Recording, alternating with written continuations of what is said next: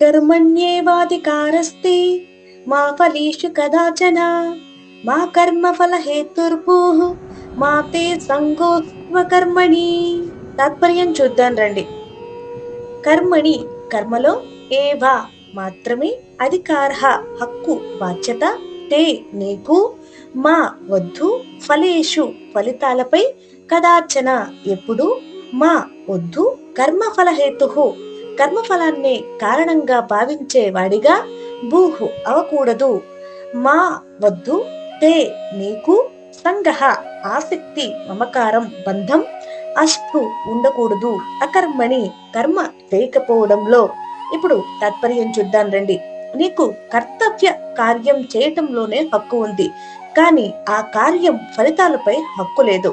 ఫలాన్ని కోరి కర్మ చేయకూడదు, అలాగే కర్మ చేయకపోవడంలో ఆసక్తి చూపకూడదు. ఇప్పుడు సందర్భం చూద్దాం రండి.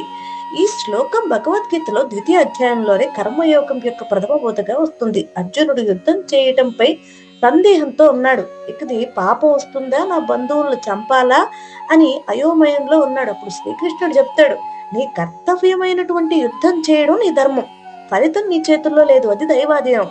ఈ శ్లోకంలో కృష్ణుడు మనిషి జీవితానికి సార్వత్రిక సూత్రాన్ని ఇస్తున్నాడు. నీవు నీ కర్తవ్యాన్ని చెయ్యి, ఫలితాన్ని దైవానికి వదిలేయి అని వివరిస్తున్నాడు.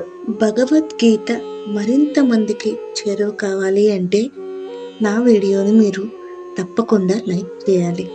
లైక్ చేసి మరింత మందికి చేరువయ్యేలా చేస్తారు అని కోరుకుంటున్నాను. ధన్యవాదాలు.